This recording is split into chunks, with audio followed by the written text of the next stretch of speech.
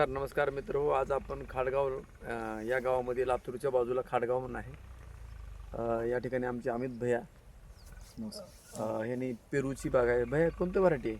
हे Taiwan pink आहे। आपल्याकडे 1700-1800 या तुकड्यामध्ये असते आहे समजा। लागवडीपासून काय काय केलं सांगा बरं। लागवडीपासून आपण भूमी पॉवरचा आणि 10-26-26 एक खत म्हणून एक डोस जे आपण जमिनीतून देतो ते केलेलं आहे। आणि फवारण्यामध्ये ग्रो नायट्रोकिंग वाढीसाठी, त्यानंतर सोबत ब्लूम आता जस्ट एक 15 दिवस झालेला आहे फवारणी करून।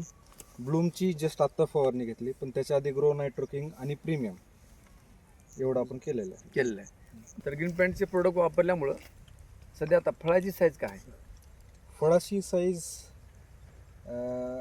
एक 25 ग्राम। हो हो हो एक 50च्या 40च्या दरम्यान आहे। 25 ग्रामच्या आणि 50च्या मध्ये। 50च्या मध्ये। बरं, संख्या बरी आहे ना? संख्या खूप चांगली आहे। मध्ये थोडं दुर्लक्ष झालं, हां, पण त्याच्यानंतर जेव्हा मशागत वगैरे प्रॉपर केल्यानंतर संख्या चांगली आहे। 50-40-50-40-50 संख्या आहे। अच्छा। पर्टिक्युलर ग्रीन पॅन्टच्या प्रोडक्ट बद्दल जर तुम्हाला बोलायचं म्हणलं तर तुम्हाला काय म्हणजे ह्याला मार्क किती आहेत? मार्क तुम्ही 10 म्हणला, 10 पैकी 10, 100 मला 100 पैकी 100 त्याच्यावर जर काही असेल तर ते माझ्याकडून चांगले थोडक्यात समाधानी आहेत ना? बिलकुल बिलकुल।